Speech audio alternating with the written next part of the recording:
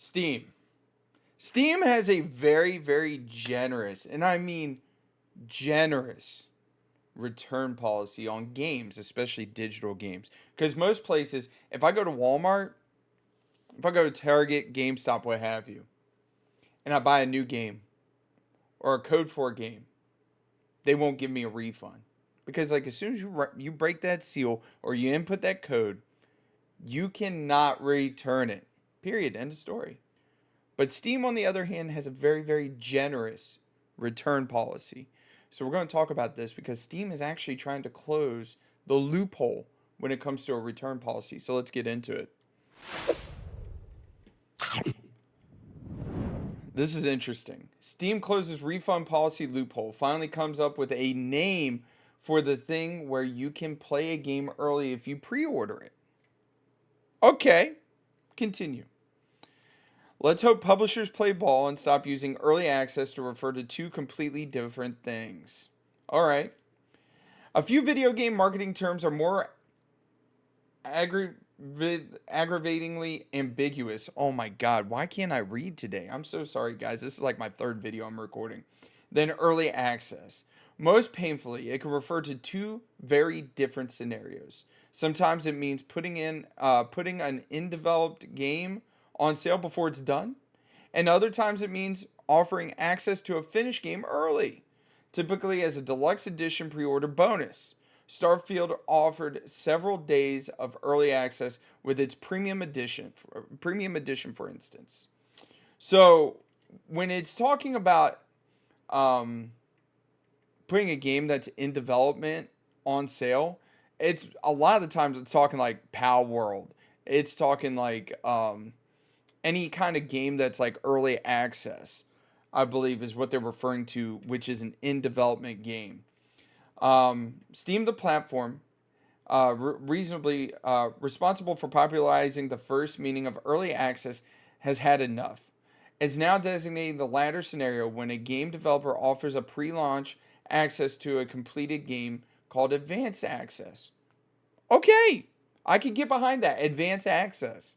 It makes sense because how much are they really going to change the game within like releasing it 3 days before launch? It's really not. Unlike early access, advanced access is not a unique model for development for a game. It's simply an opportunity to play a game before it's fully released on Steam, says the platform.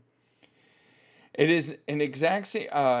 It is just the exact same term, but the synonym for early swapped in. Yes, but it doesn't have a better suggestion, so I'll take it. Please, EA, Ubisoft, and everyone else, do us a favor and play along. I agree.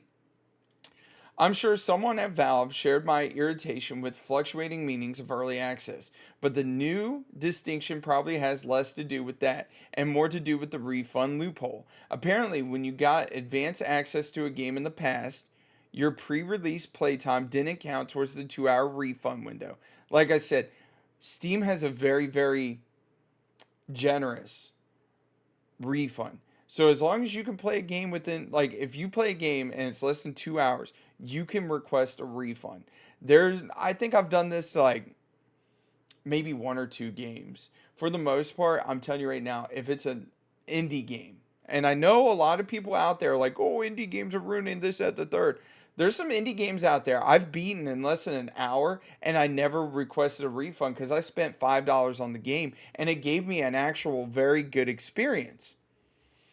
And I feel like some people do kind of use that refund policy to their advantage on a lot of those type of indie games that take less than an hour to beat.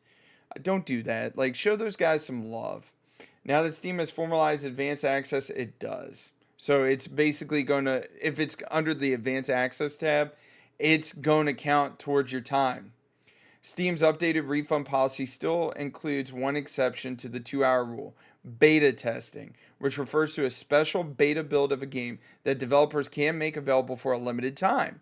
So if you accept an invite to free playtest on Steam, it won't contribute to your playtime. Should you later buy the game, but if you pre-purchase a game and then gain advanced access to it, your playtime will count towards the 2 hour limit for automatic refund approval.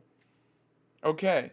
Now I will admit I've been invited to beta test a couple games. One of which is an Ubisoft title that's upcoming.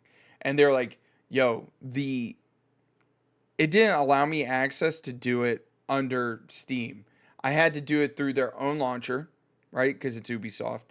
And like the amount of NDAs I had to sign to even get access to that closed beta that I was even invited to.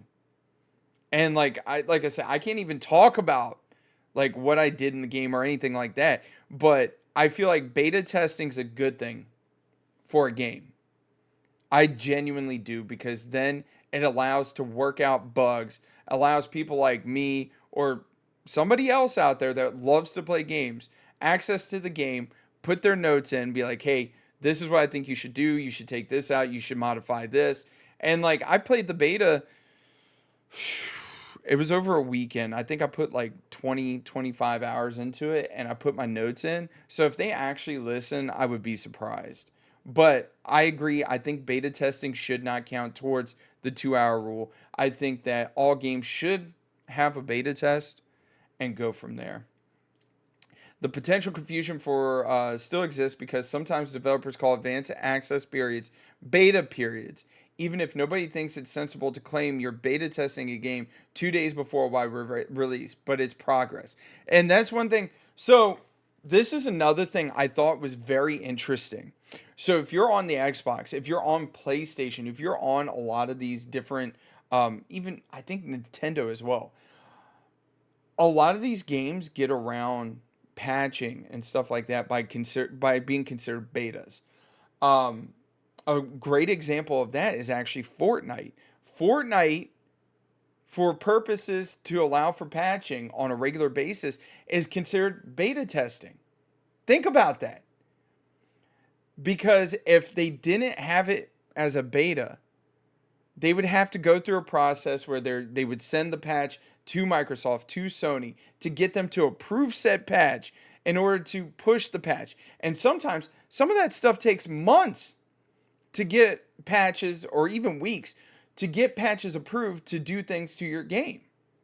So that's why a lot of these bigger battle royales are technically considered beta testing. But I do think that this potentially might be a push in the right direction, with kind of getting around confusion. Early access, I mean, I understand why some companies want to go with early access because it sounds a lot better than, well, where is it? What were they calling it? Advanced access.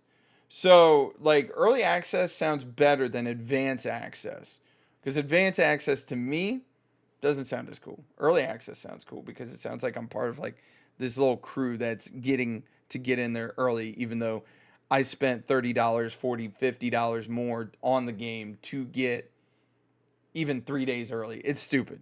We're going full screen. So let me know down below. Did you guys know that Steam did have like that generous of a return policy? Did you not? Do you think it's a good thing that they could potentially change the name to advanced access instead of early access to alleviate any kind of confusion? Because if they continue to do the early access and claim early access, people could turn around and get the refund after they're done with their 2 days and be like, oh, that game's not that good. Anyways, you guys have a wonderful day. Don't forget to mash that like button, comment down below, and subscribe. Every little bit helps, and I can't do this without you guys. Y'all take it easy. Have a wonderful day, and I'll catch you later.